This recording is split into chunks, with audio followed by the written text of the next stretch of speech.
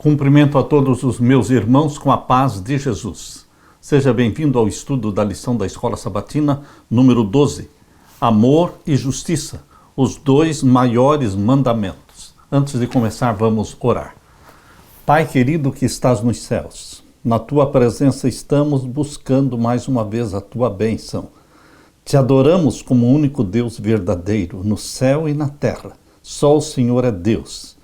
E agora suplicamos em nome de Jesus que o Senhor derrame o Espírito Santo sobre mim, sobre os meus irmãos, ao abrirmos a Tua palavra, em nome de Jesus. Amém, Senhor. Amor e justiça, os dois maiores mandamentos. O verso áureo: se alguém disser amo a Deus, mas odiar ao seu irmão, esse é mentiroso. Pois quem não ama ao seu irmão, a quem vê, não pode amar a Deus a quem não vê. 1 João 4:20. Isso é verdade. Se você não ama o seu irmão a quem você vê, como é que você vai amar a Deus a quem não vê? Confiamos que no fim Deus conservará todas as coisas. É verdade que devido aos parâmetros do conflito cósmico, existem muitas injustiças e males que Deus não irá eliminar agora. Mas isso não significa que não possamos ser usados para ajudar a aliviar o sofrimento e o mal que encontramos, pelo menos em algum grau. Na verdade, como cristãos, é o nosso dever fazer exatamente isso: diminuir a dor, ajudar os aflitos. O amor e a justiça andam juntos, mãos dadas, inseparáveis. O Senhor ama a justiça. Se nós amamos a Deus, vamos também amar a justiça.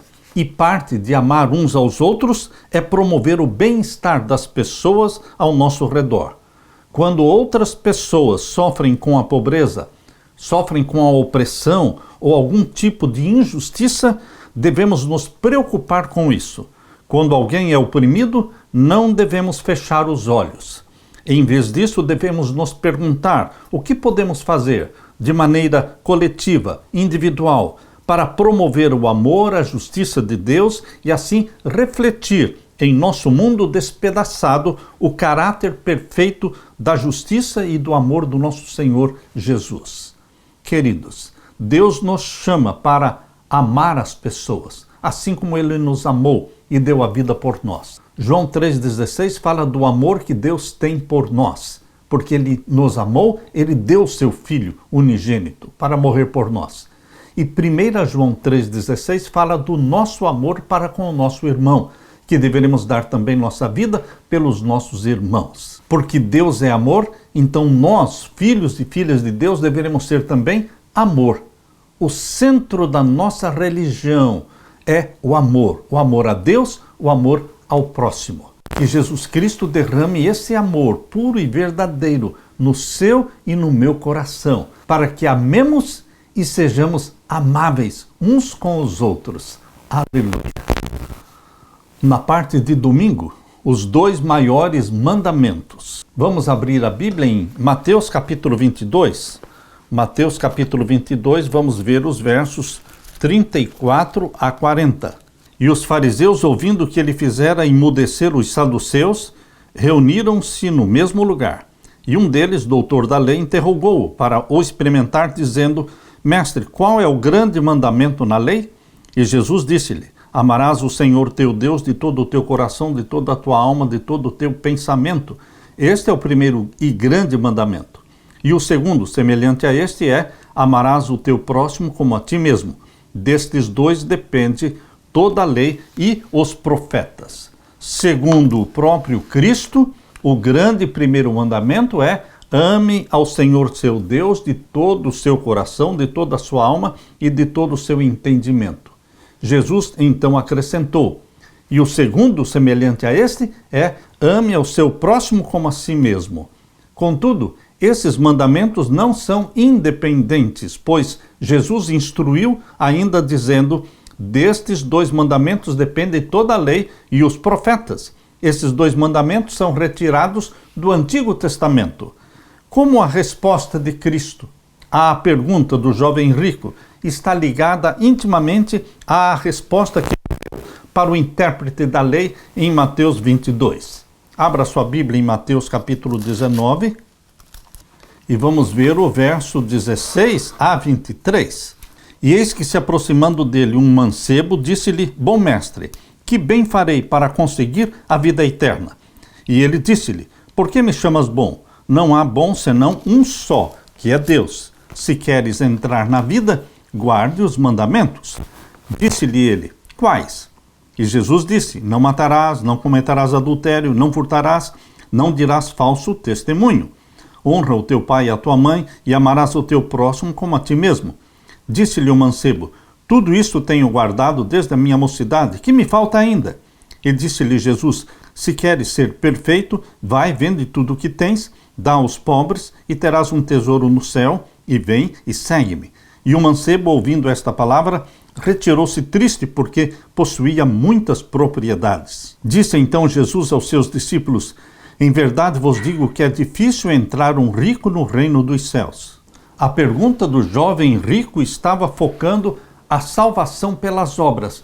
Que bem farei para herdar a vida eterna? Na mente dele, a salvação dependia de fazer coisas. Salvação pelas obras. Então, a resposta de Jesus para o jovem rico foi também no mesmo padrão. Se você crê que a vida eterna depende de você fazer as coisas, então guarde todos os mandamentos. Se você pensa em salvação pelas obras, você está pensando no impossível. Por isso Jesus falou para o jovem: se no seu entendimento a conquista da vida eterna depende de fazer algumas coisas, então guarde os mandamentos. Você e eu sabemos que é impossível você e eu guardarmos os mandamentos de Deus por nós mesmos. Nós não temos forças dentro de nós para obedecer os 10 mandamentos. Mas, queridos, a salvação não depende da obediência aos mandamentos. A salvação depende de aceitar a Jesus como Salvador. Se você quer fazer algo para herdar a vida eterna, você está tentando o impossível, porque não é o fazer, mas é o aceitar a Jesus como Salvador, assim como o ladrão na cruz. O que ele fez? Ele não obedeceu mandamento nenhum, mas ele está salvo porque ele aceitou a Jesus como seu Salvador. Existe o plano da salvação pela fé, pela graça de Deus, que está centralizado em Jesus, nosso Salvador. E aqueles que tentam obter a vida eterna, fazendo coisas, obedecendo a lei de Deus, estão tentando o impossível. Por isso, aquele jovem saiu triste da presença de Jesus, porque ele viu que era impossível para ele fazer aquilo que Jesus estava pedindo, vender todos os seus bens e dar para os pobres. Ele saiu triste. A experiência de Jesus com Zaqueu foi exatamente o contrário. Jesus Cristo foi à casa de Zaqueu, e quando Jesus entrou na casa de Zaqueu, não entrou somente na casa de Zaqueu, entrou no coração de Zaqueu e disse: hoje veio salvação a esta casa. E a reação de Zaqueu foi então distribuir os seus bens, devolver aos pobres o que ele tinha roubado. A obediência, a caridade, a benevolência, tudo isto é resultado da salvação, porque Jesus entrou na vida de Zaqueu, porque ele foi salvo pela graça de Jesus. Ele então foi conduzido às boas ações, à honestidade, à benevolência. Mas a salvação está em Jesus. Os salvos em Jesus Cristo irão obedecer os mandamentos de Deus. Assim como o jovem rico, muitos hoje estão pensando: o que farei para herdar a vida eterna? Não é o fazer, é o aceitar, é o abraçar a Jesus Cristo como Salvador. Mas é só isso? Para ser salvo é aceitar a Jesus Cristo como Salvador. E você estará salvo, confessando a Ele os seus pecados, você estará perdoado. Mas e a obediência aos mandamentos de Deus? Isto virá como resultado do encontro com Jesus Cristo, resultado da salvação em Jesus Cristo. A obediência sempre virá como resultado, como consequência da salvação que Jesus nos deu. Então você e eu teremos poder, o poder do Espírito Santo derramado sobre nós, para vivermos em obediência a Deus. Mas salvos pela graça. Para quê? Para vivermos em obediência ao nosso Deus. Aleluia! Na parte de segunda-feira, os dois maiores pecados. Segundo Jesus, os dois maiores mandamentos são o amor a Deus e o amor ao próximo. Cumprir esses mandamentos inclui fazer sacrifícios que mostram de forma correta o amor aos outros. Abrindo a palavra de Deus em Salmo 135, versos 13 a 19. Leia comigo. Aqui diz: o teu nome, ó Senhor, permanece perpetuamente, e a tua memória, ó Senhor, de geração em geração. Pois o Senhor julgará o seu povo e se arrependerá em atenção aos seus servos. Os ídolos das nações são prata e ouro, obra das mãos dos homens. Têm boca, mas não falam, têm olhos e não veem, têm ouvidos, mas não ouvem, nem há respiro algum nas suas bocas. Semelhantes a eles se tornem os que os fazem e todos os que confiam neles. Casa de Israel, bendizei ao Senhor. Casa de Arão, bendizei ao Senhor. Aqui no Salmo 135 estamos vendo que a inclinação do povo é adoração de ídolos. Mas idolatria é o oposto do amor a Deus. Nós temos que amar a Deus sobre todas as coisas. Esta é a ênfase do Antigo Testamento. O amor a Deus acima de todas as coisas, porque o amor a Deus é o oposto do pecado da idolatria. Abra também a sua Bíblia em Zacarias, capítulo 7. Vamos ler os versos 9 a 12. Aqui diz: assim falou o Senhor dos Exércitos, dizendo: executai juízo verdadeiro, mostrai piedade e misericórdia a cada um ao seu irmão, e não oprimais a viúva, nem o órfão, nem o estrangeiro, nem o pobre, nem intente o mal cada um contra o seu irmão no seu coração. Eles, porém, não quiseram escutar e me deram o ombro rebelde e ensurdeceram seus ouvidos para que não ouvissem. Sim, fizeram seus corações duros como diamante para que não ouvissem a lei, nem as palavras que o Senhor dos Exércitos enviara pelo seu Espírito, mediante os profetas precedentes, de onde veio a grande ira do Senhor dos Exércitos. Novamente, a ênfase que Zacarias está dando aqui no capítulo 7 é o amor ao próximo. Aqui diz: façam misericórdia, executem o juízo verdadeiro, não oprimam a viúva, nem o órfão, nem o estrangeiro, nem o pobre, não intentem mal contra o seu irmão. Aqui a ênfase está no amor ao próximo, o amor a Deus e o amor ao próximo. Estes dois grandes mandamentos, quando não obedecidos, resultam nos dois maiores pecados. Os dois grandes pecados enfatizados ao longo do Antigo Testamento são falhas no cumprimento dos dois grandes mandamentos, amar a Deus e amar ao próximo. Os dois maiores pecados, portanto, representam a ausência do amor. Em resumo, não podemos guardar os mandamentos se não amarmos a Deus e aos outros. Na primeira carta de João, capítulo 4, abra sua Bíblia. Primeira carta de João, capítulo 4, vamos ver o verso 20 e 21. Se alguém diz eu amo a Deus e aborrece ao seu irmão, é mentiroso, pois quem não ama o seu irmão ao qual viu, como pode amar a Deus a quem não viu? E dele temos este mandamento: quem ama a Deus, ame também ao seu irmão. Porque o amor a Deus não pode ser separado do amor aos outros. Eu tenho ouvido muitas pessoas falando que se você não se amar, você não vai conseguir amar os outros. Mas, queridos, o que me faz amar os outros não é o amor próprio. O que me faz amar ao meu próximo é o meu amor a Deus. Quem ama a Deus, amará também o seu próximo. Mas o mundo está cheio do amor egoísta, o amor próprio. Isto não nos faz amar o nosso próximo. Nós temos que amar a Deus acima de tudo. E então vamos amar o nosso próximo. É inseparável a ligação íntima entre o amor a Deus, que resulta no amor ao próximo. Não se deixe iludir pelo ensino falso de que você tem que se amar.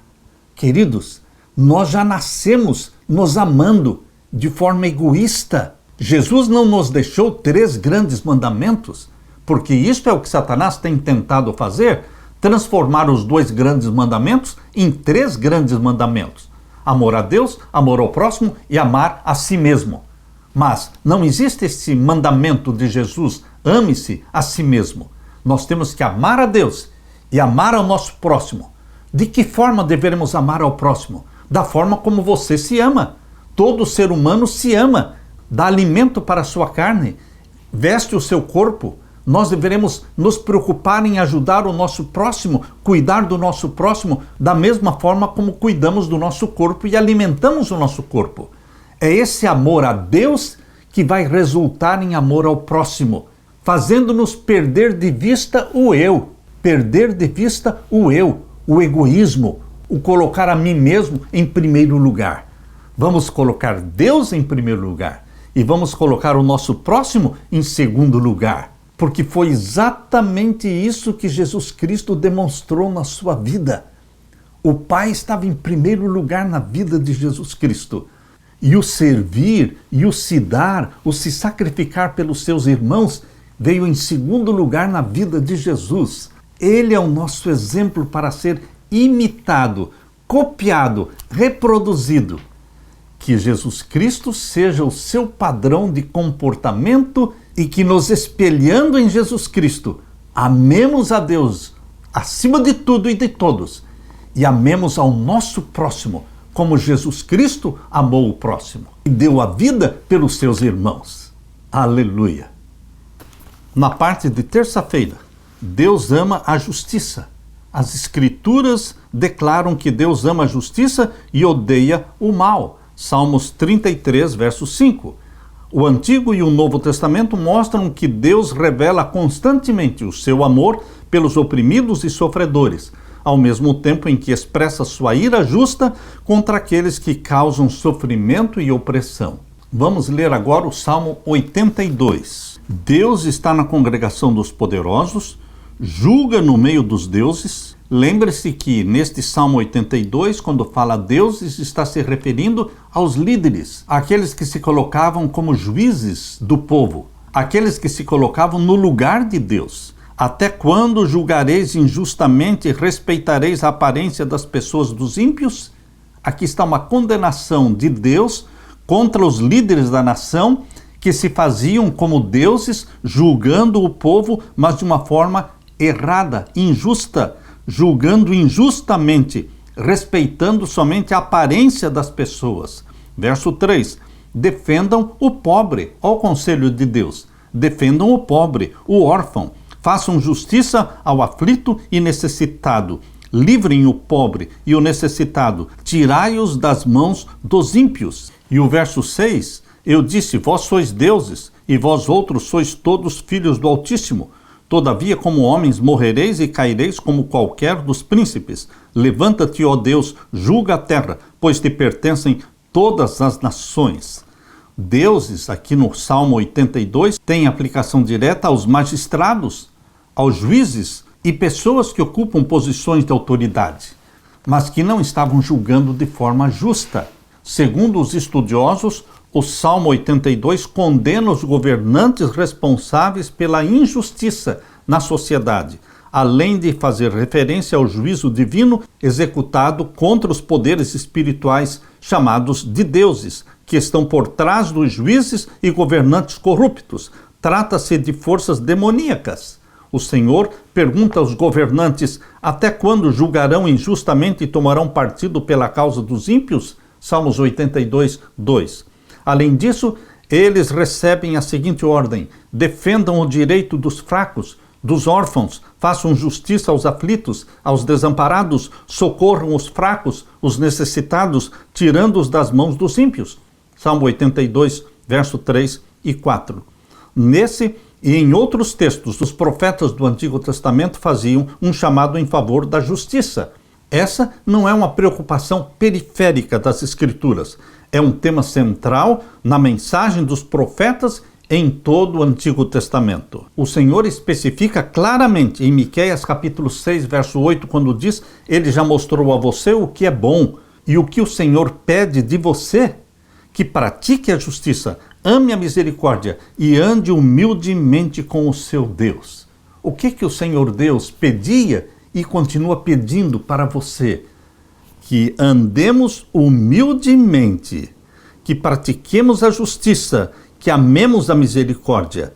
Essa verdade é apresentada em toda a Bíblia. Por exemplo, Jesus disse: nisto todos conhecerão que vocês são meus discípulos, se tiverem amor uns aos outros. João 13, 35. Como seria a nossa igreja a nossa família, se Miqueias 6, verso 8, fosse praticado. Vamos não só memorizar este verso, vamos viver este princípio. Ele já mostrou a você o que é bom e o que o Senhor pede de você, que pratique a justiça, que ame a misericórdia e ande humildemente com o seu Deus. Aleluia! Na parte de quarta-feira, chamados a estabelecer a justiça. Isaías não mediu palavras para condenar a injustiça que havia em Israel. Suas palavras e seu apelo por justiça devem soar alto e claro em nossos ouvidos.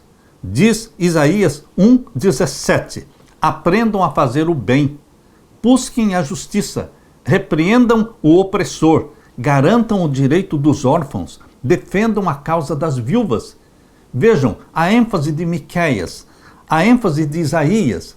Esta é a ênfase do Antigo Testamento, o amor a Deus que vai resultar no amor ao próximo. Além disso, o profeta anuncia um lamento contra os que decretam leis injustas e negam a justiça aos pobres. Ele alerta: mas o que vocês vão fazer no dia do castigo, na calamidade que vem de longe? A quem vão pedir socorro e onde deixarão a sua glória? Isaías 10, 1-3.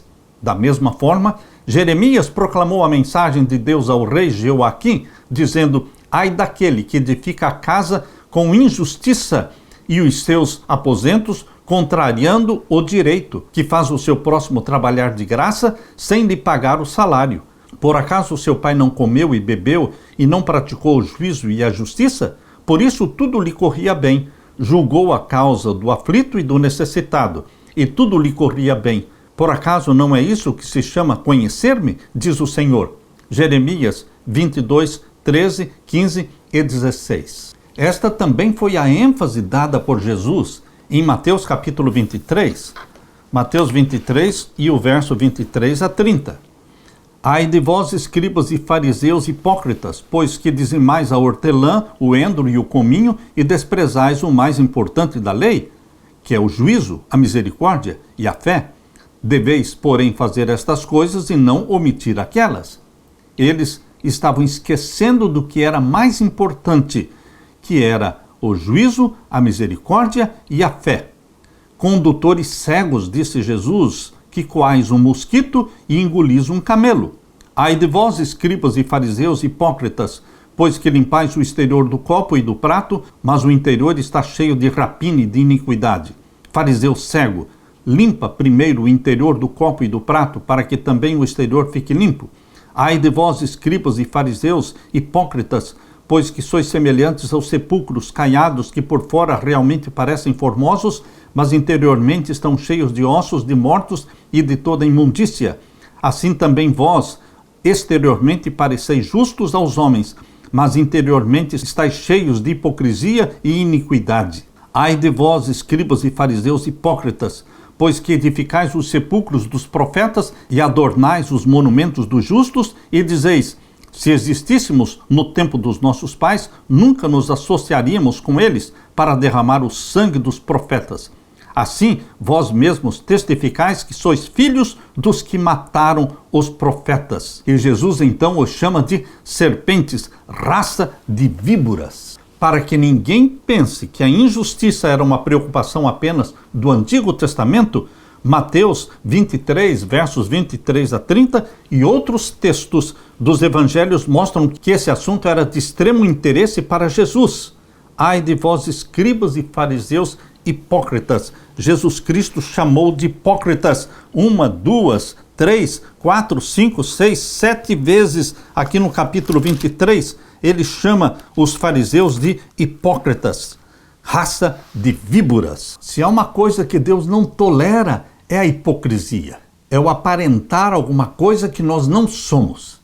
Viver de aparências.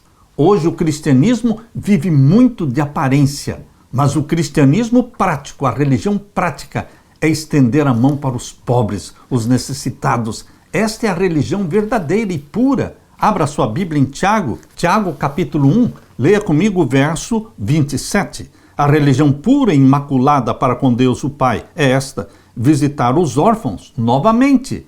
A caridade, o amar ao próximo, visitar os órfãos e as viúvas nas suas tribulações e guardar-se da corrupção do mundo. Hoje, meu querido irmão, querida irmã, o que significa se concentrar nos preceitos mais importantes das Escrituras? Guardar o sábado, devolver o dízimo, está correto. Mas nós não podemos esquecer o amor, a bondade, a misericórdia, a caridade, o visitar os órfãos, as viúvas nas suas tribulações. Jesus Cristo nos deu o exemplo, estendendo a mão para os pobres, dedicando aos pobres a sua primeira bem-aventurança. Bem-aventurados os pobres. Por isso, os críticos do cristianismo falam que o cristianismo é a religião dos pobres. Sim, meu querido irmão, Jesus viveu de forma pobre. Ele estava cercado por multidões de pobres. Jesus Cristo veio para salvar a todos. Porém, os pobres corriam atrás de Jesus, multidões de pobres. Por isso, Jesus Cristo dedicou a eles a primeira bem-aventurança. Bem-aventurados os pobres, porque eles herdarão o reino dos céus. Meu querido irmão, Jesus Cristo é o seu e o meu amigo. Ele compadeceu da nossa pobreza, pobreza material, mas muito mais e principalmente a nossa pobreza espiritual. Por isso ele veio nos enriquecer com a sua graça. Ele se tornou pobre para que nós fôssemos enriquecidos. Aleluia! Na parte de quinta-feira, quem é o meu próximo? Esta é uma pergunta interessante. Hoje ainda está sendo feita. Quem é o seu próximo? Logo após Cristo mencionar os dois maiores mandamentos, o amor a Deus e amor ao próximo, o intérprete da lei, querendo se justificar, perguntou a Jesus: quem é o meu próximo? Lucas 10, 29.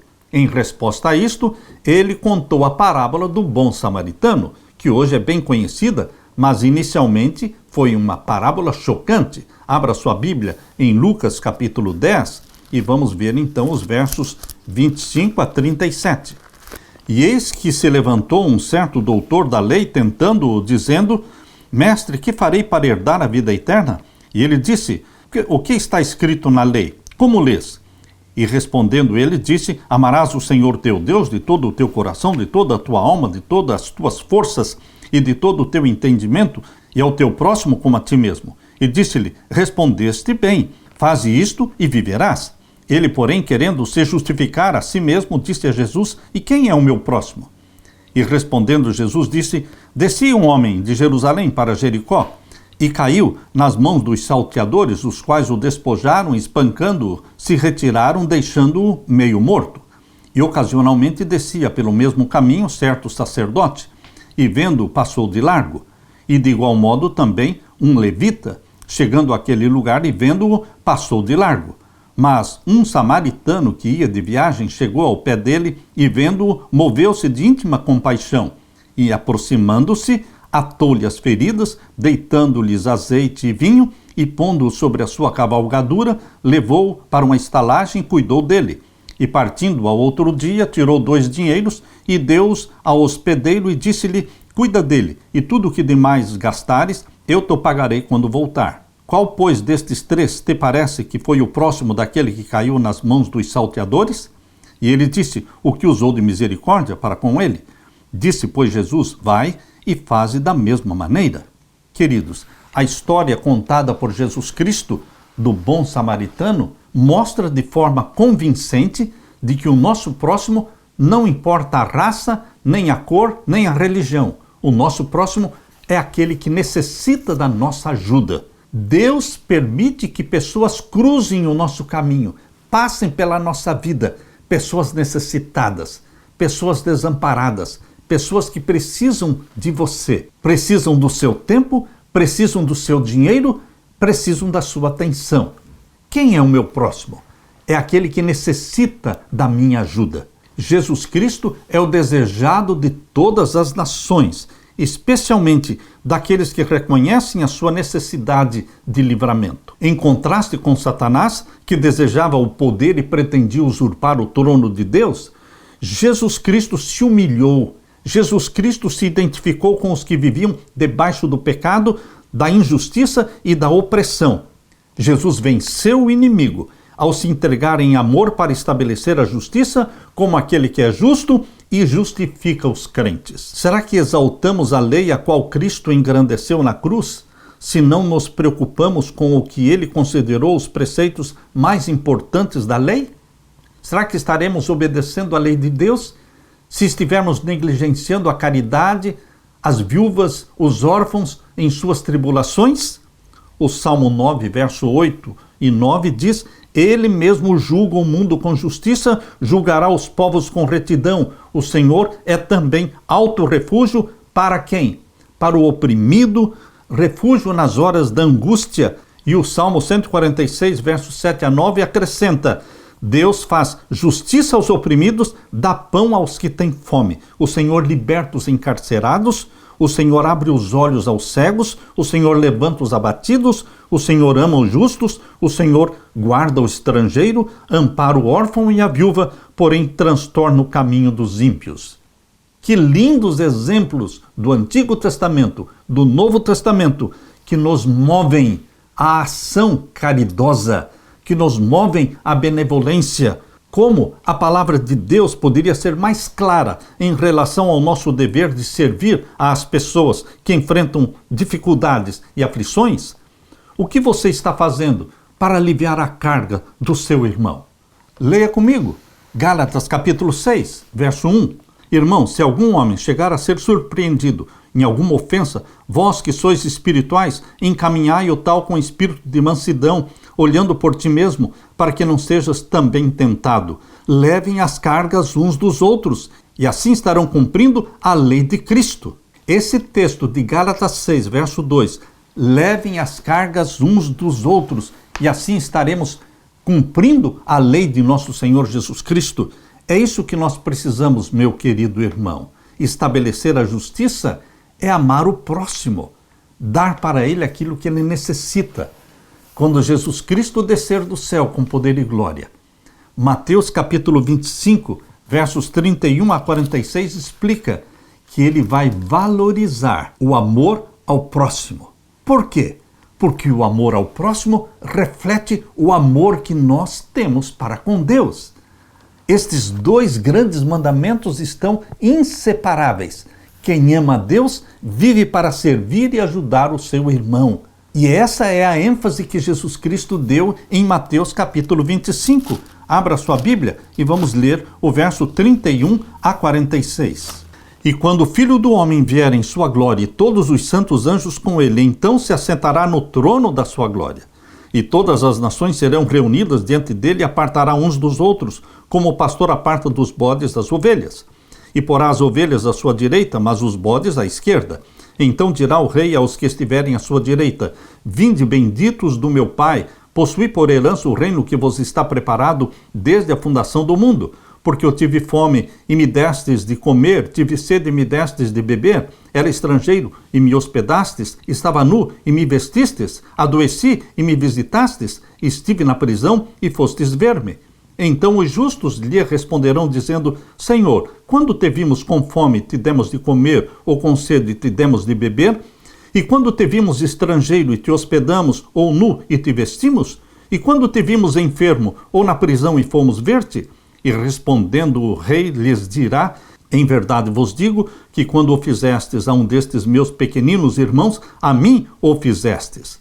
Então dirá também aos que estiverem à sua esquerda: Apartai-vos de mim, malditos, para o fogo eterno, preparado para o diabo e os seus anjos. Porque eu tive fome e não me destes de comer, tive sede e não me destes de beber, sendo estrangeiro não me recolhestes, estando nu não me vestistes, e enfermo e na prisão e não me visitastes.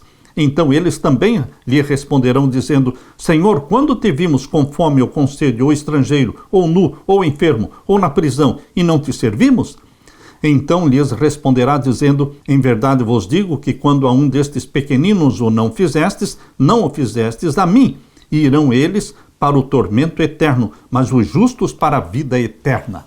Meu querido irmão, não precisamos de algo mais convincente do que Mateus capítulo 25, versos 31 a 46, para mostrar o que Deus realmente valoriza.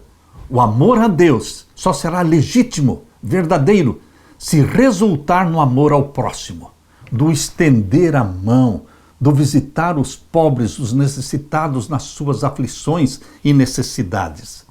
Jesus Cristo quer derramar o Espírito Santo sobre você e sobre mim, para que a verdadeira religião, ensinada em Tiago capítulo 1, verso 27, seja a sua religião. Que Jesus derrame o Espírito Santo sobre você, meu irmão, e sobre mim, e que nos faça as mãos de Jesus aqui na terra. Que vivamos para servir. Descubra a felicidade de servir. Aleluia! Deixe-me orar com você. Pai querido que estás nos céus, obrigado pelo exemplo de serviço dado por Jesus. Obrigado pelo grande mandamento do amor a Deus e do outro mandamento do amor ao próximo. Que o Espírito Santo coloque em nós estes dois grandes princípios da tua lei. Que Jesus Cristo nos ensine a viver para servir, viver servindo, descobrindo a felicidade de servir. Derrama o Espírito Santo sobre mim e os meus irmãos, em nome de Jesus que pedimos. Amém, Senhor. Deixo com você, meu querido irmão e irmã, a paz de Jesus. Amém.